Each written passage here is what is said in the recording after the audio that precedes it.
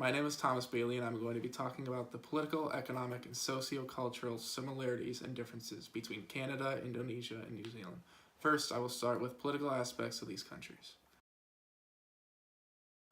Canada is a fairly similar political environment to New Zealand, with Indonesia not being too far off. Canada's government is defined as a constitutional monarchy with strong democratic traditions. This means the party with the majority of representation in government then leads the government with an elected prime minister from that party. Today, in Canada, it is Justin Trudeau. Same with New Zealand, with their prime minister being Jacinda Ardern. Both Canada and New Zealand are under the rule of Queen Elizabeth II, meaning she is the head of state. Indonesia is a democratic republic, meaning the elected president is both the head of state and the head of government. Their current president is Joko Widodo. Their political system includes a lot more parties than New Zealand and are broadly broken up into the secular and Islamic parties. The two most common parties of Canada are the Liberal Party of Canada and the Conservative Party of Canada, compared to New Zealand's Labour and National parties as the two majorities. Fairly similar to that of New Zealand, Canada's popular beliefs favor liberalism, social justice, economic freedom, and welfare. Canada is more politically stable than New Zealand, and they hold elections every 4 years. Indonesia is also more politically stable than New Zealand, and they hold elections every 5 years. New Zealand, however, holds elections every 3 years, and has a history of being a fairly unstable political place. Unlike New Zealand, Canada and Indonesia have single document written constitutions. New Zealand's is rather several documents that make up a constitution. As far as corruption goes, Canada and New Zealand are really not corrupt places at all. Canada ranks 9th out of 176 countries on the Least Corruption Perception Index list. Indonesia, however, is far more corrupt place than New Zealand. They rank 96th on the list. Most corruption can be found in areas of justice and civil service sectors. In summary, I think that Canada and New Zealand are far closer in similarities than Indonesia and New Zealand are. This is crucially important for New Zealand firms conducting business with these countries. They must seriously consider the government ideologies, corruption rates, and government division of power.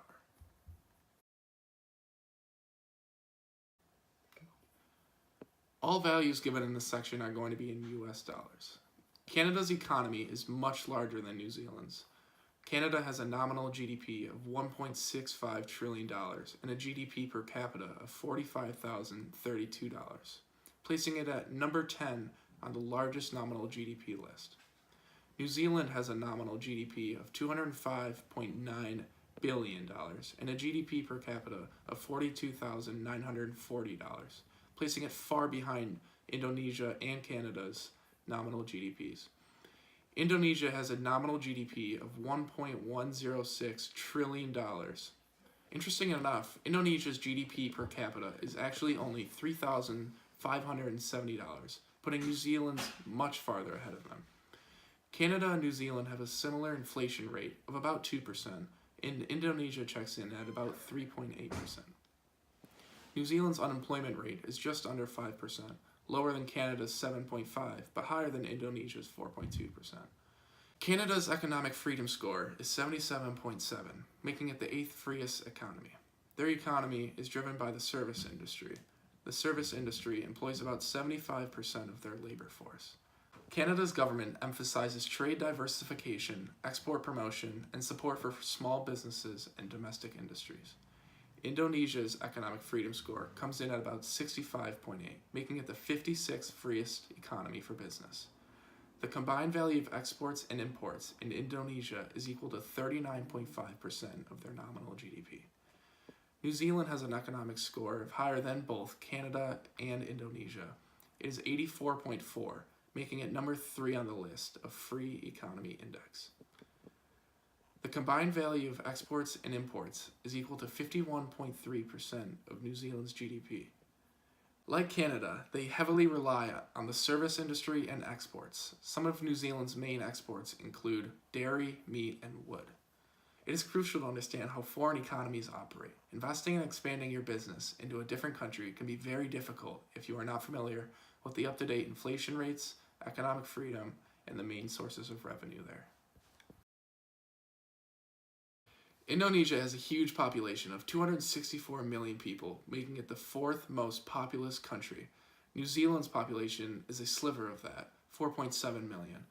Canada still doesn't come close to Indonesia, with 37.06 million people there. Canada and New Zealand share a common dominant religion of Christianity, with 39% and 48% of their population, respectively. In Indonesia, roughly 87% of their population practices some form of Islam. They have hundreds of ethnic groups. Canada's voters' participation rate fell to 58.8% in the last election. New Zealand's participation rate was 85% of those eligible, higher than Canada and Indonesia's 70%. Same-sex marriage has been legalized in both Canada and New Zealand for quite some time now. However, Indonesia still does not recognize it. The business dress code among all three countries is very similar, meaning the men wear suits, ties, and no jeans. Women wear long skirts and general formal attire. And lastly, life expectancy rates. Canada's life expectancy rate is very close to New Zealand, at about 80 years old. Indonesia, however, is only about 70 years old. When conducting business in a global environment, it is crucial for businessmen and women to be knowledgeable about dress codes, cultural differences, and population size. In conclusion, it is clear that Canada and New Zealand operate similarly.